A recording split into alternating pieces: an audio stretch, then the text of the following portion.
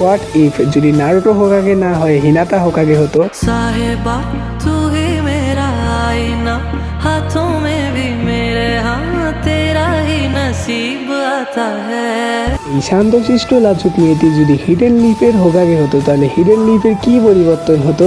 साहिबा नींदे नींदे आए ना, रातें काटी जाए ना, तेरा ही ख्याल दिन रहना आता है।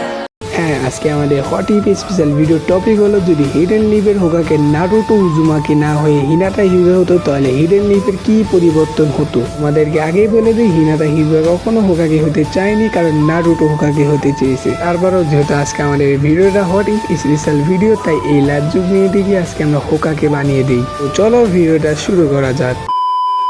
লিডারশিপ স্টাইলে যদি হিনাতা হতো একজন হোকাগে যে যুদ্ধের বদলে শান্তিকে বেশি প্রাধান্য দিত নারুটোর মতো, এবং সে সর্বোচ্চ চেষ্টা করত কোনোহার সবগুলো শিনোবি যেন নিরাপদে থাকতে পারে। যে হোকাগে হিনাতা কখনোই চাইবে না তার ভিলেজের মানুষ যেন বিপদে পড়ে। সবগুলো 5 গ্রেট ন্যাশনের সাথে শান্তি চুক্তি করবে এবং শান্তিভাবে একে অপরের সাথে বিরাজমান করবে। তবে হিনাতার শান্ত স্বভাবের অনেক সময় শত্রুরা দুর্বল ভেবে নিতে পারে, কিন্তু ভুলে গেলে চলবে না হিনাতা সেই মেয়ে যে নারুটোর জন্য পেইনের সামনে দাঁড়িয়েছিল। যে হোকাগে হিনাতা যেমন নারুটোকে ভালোবেসেছিল তেমনি কোনোহা ভিলেজকেও কিন্তু ভালোবাসবে। তার এই ভালোবাসা যদি পেইনের মতো শত্রুর সামনে দাঁড়াতে নিয়ে যায়, নতুন নতুন শত্রুরা তো তার সামনে কিছুই না। তার ভিলেজকে বাঁচানোর জন্য নিজের জীবন উৎসর্গ করতে রাজি আছে। নারুটো এনিমি শুধু আমাদের হার্ড ওয়ার্ক, বেড ট্যালেন্ট এটাই শেখায় না, ভালোবাসার জিনিসকে বাঁচানোর জন্য নিজের জীবন পর্যন্ত উৎসর্গ করতে হয় এটাও শেখায়। যে হোকাগে হিনাতা হবে কিন্তু অনেক কেয়ারফুলি, এবং সে কিন্তু সকল কিছু অনেক কেয়ারফুলি কন্ট্রোল করবে নারুটোর সাহায্যে।